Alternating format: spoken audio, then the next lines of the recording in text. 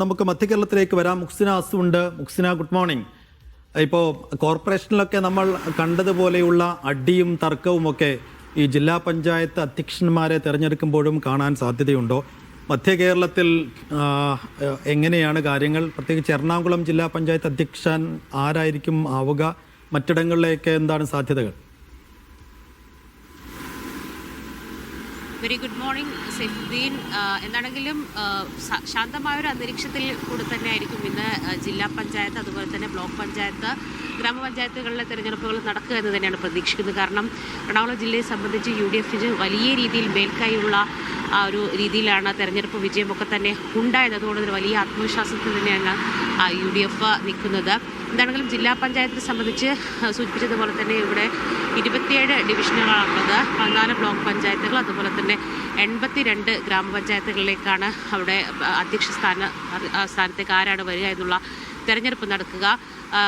ജില്ലാ പഞ്ചായത്തിനെ സംബന്ധിച്ച് KG രാധാകൃഷ്ണൻ, കോൺഗ്രസിൻ്റെ KG രാധാകൃഷ്ണൻ പ്രസിഡന്റ് സ്ഥാനത്തേക്ക് വരുമെന്നുള്ളത് ഏകദേശം ഉറപ്പിച്ചൊരു സാഹചര്യം തന്നെയാണുള്ളത്. കാരണം എതിർ സ്ഥാനാർത്ഥി ഉണ്ടാവാനുള്ള സാധ്യത വളരെ കുറവാണ്. കാരണം അവിടെ SC സംവരണം കൂടി ഉള്ളതുകൊണ്ട്, അപ്പുറത്ത് ആരും വിജയിച്ചിട്ടുമില്ല എന്നുള്ളൊരു സാഹചര്യം ഉള്ളതുകൊണ്ട് തന്നെ അദ്ദേഹം തന്നെ ഒരുപക്ഷെ അവിടെ ജില്ലാ പ്രസിഡന്റ് ആകും എന്ന് തന്നെയാണ്, KG രാധാകൃഷ്ണൻ ആകും എന്ന് തന്നെയാണ് മനസ്സിലാക്കുന്നത്. സിൻഡ ജേക്കബാണ് കോൺഗ്രസിൻ്റെ ഉപാധ്യക്ഷ സ്ഥാനാർത്ഥി. എന്താണെങ്കിലും രാവിലെ 10:30 എറണാകുളം കാക്കനാട്ടുള്ള ജില്ലാ പഞ്ചായത്ത് കോംപ്ലക്സിലായിരിക്കും ഇത്തരത്തിലുള്ള ഈ തെരഞ്ഞെടുപ്പുമായി ബന്ധപ്പെട്ട മറ്റ് നടപടിക്രമങ്ങളൊക്കെ തന്നെ നടക്കുക.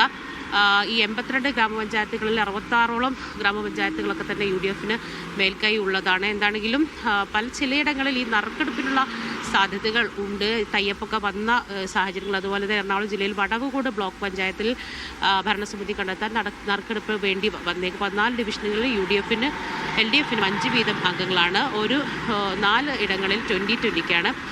അതുപോലെ തന്നെ പോത്താനേക്കാട് പഞ്ചായത്തിലും നറുക്കെടുപ്പ് വേണ്ടി വരുന്നൊരു സാഹചര്യമുണ്ട്. കോട്ടയം ജില്ലാ പഞ്ചായത്തിൽ കോൺഗ്രസ് അംഗം ജോഷി ഫിലിപ്പ് അധ്യക്ഷനാകും എന്നുള്ളത് ഏറെക്കുറെ ധാരണയായതാണ്. മുൻ DCC പ്രസിഡന്റും ജില്ലാ പഞ്ചായത്ത് പ്രസിഡന്റുമായിരുന്ന ജോഷി വാകത്താനും ഡിവിഷൻ അംഗമാണ്.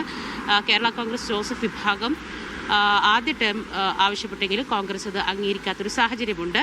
അതുപോലെ തന്നെ തൃശ്ശൂർ ജില്ലാ പഞ്ചായത്തിലേക്കുള്ള തെരഞ്ഞെടുപ്പ് LDF സ്ഥാനാർത്ഥിയായ മേരി തോമസാണ് മത്സരരംഗത്ത് വരിക. വൈസ് പ്രസിഡന്റായി TK സുധീഷാണ് മത്സരരംഗത്ത് ഉണ്ടാവുക. UDF സ്ഥാനാർത്ഥിയായി EA ഓമനയാണ് കാൻഡിഡേറ്റ് ആവുക എന്ന് തന്നെയാണ് അറിയാൻ സാധിക്കുന്നത്. നടാട്ട് പഞ്ചായത്ത് പ്രസിഡന്റ് സ്ഥാനത്തേക്ക് മുൻ MLA അനിൽ അക്കരെ മത്സരിക്കുമെന്നുള്ളത് ശ്രദ്ധേയമാണ്. അതുപോലെ തന്നെ മുന്നണികൾക്ക് തുല്യ സീറ്റുകളുള്ള അവണിശ്ശേരി, പാറളം, വല്ലച്ചിറ, ചേലക്കര എന്നിവിടങ്ങളിൽ തെരഞ്ഞെടുപ്പിലൂടെ വിജയം കണ്ടെത്താൻ ഇത്തരത്തിൽ ടോസ് വേണ്ടിവരുന്നൊരു സാഹചര്യമുണ്ട് എന്നുള്ളതാണ്.